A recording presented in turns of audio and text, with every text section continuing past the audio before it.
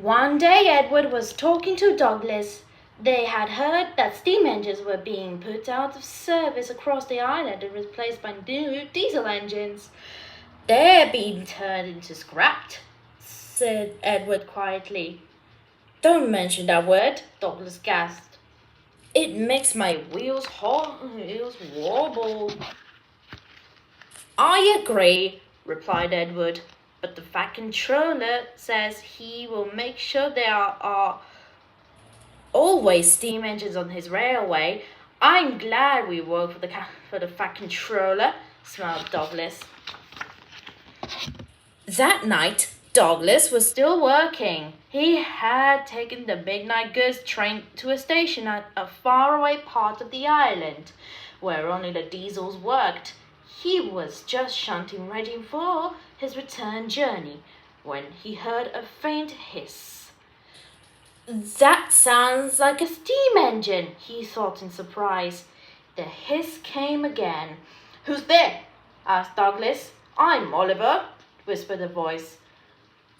"Are you one of the Fat Controller's engines?" "I am part of it," replied Douglas. "Thank goodness," said the voice. In the darkness, Douglas could just make out a little western engine. "This is my coach, Isabel, and brake van, Toad," said the engine. "We've run out of coal and I have no more steam." "But what are you doing here?" asked Douglas. "Escaping from the scrapyard," replied Oliver, trembling. Douglas shivered. "I'll be glad to help you," he said. "We'll make it look as though you're ready for scrap and I'm taking you away." The driver and fireman agreed to help too. Everyone worked fast. They took off Oliver's side rods, wrote out transit labels saying that he belonged to the Fat Controller, and chalked "scrap" all over him. "Nay, time for me to turn around," panted Douglas. "I will have to run backwards." Douglas and Oliver started out on the journey, but before they could leave the station, they were stopped. "Aha!" exclaimed the foreman, shining his torch at Oliver. "A Great Western engine!" His light flickered further back. "With a Western coach up and a brake van. You can take these, but they're all for us." "See for yourself," exclaimed Douglas' driver. Douglas' driver showed him the transit labels. Oliver and Douglas hardly dared to breathe. The foreman looked all over Oliver. "Excuse me." "Seems in order. You can go, driver," he said. "Phew, that was a near thing," puffed Douglas. "We've had worse," smiled Oliver. "We were nearly caught getting here and had to hide on an old quarry branch for 3 days. I was very frightened." "I'm not surprised," replied Douglas, and they forged ahead. It was daylight when their journey ended. "We're home!" cried Douglas as they reached the Fat Controller's railway. "I know just the place for you." And he showed them an empty siding, nicely hidden away. "Goodbye and thank you," whispered Oliver.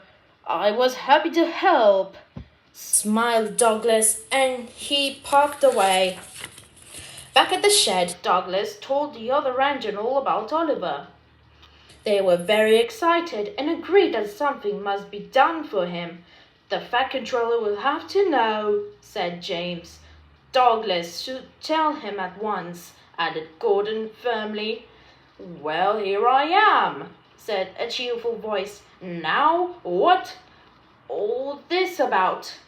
It was the Fat Controller! The engines were silent. "Beg your pardon, sir, but we do need another engine," said Doug quietly at last. "Yes, sir. A steam engine, sir," said Gordon. "We do indeed," replied the Fat Controller, "but I'm afraid that unless one is saved from scrap, There's little hope. But, sir, burst out Douglas, one has been. Who told you that, Douglas? Asked the fat controller. The engines looked nervously at each other. Sir, I saved them, muttered Douglas. You saved the steam engine? Exclaimed the fat controller. I want to hear everything. So Douglas told him all about how he had rescued Oliver, Isabel, and Toad from the scrapyard. When he had finished, the fat controller smiled. I'm proud of you, Douglas, he said. Oliver, Isabel, and Toad are just what we need for Duck's branch line. Thank you, sir, replied Douglas, and all the engines cheered. The fat controller soon had Oliver, Isabel, and Toad mended and painted in full Great Western colors. They are very happy on Duck's branch line. As Oliver puffs along the coast, he often thinks about what a lucky escape he had. If Douglas hadn't come to the rescue, things would be very different. Oliver is very grateful to Douglas and everyone at the Fat Controllers Railway for his lovely new home.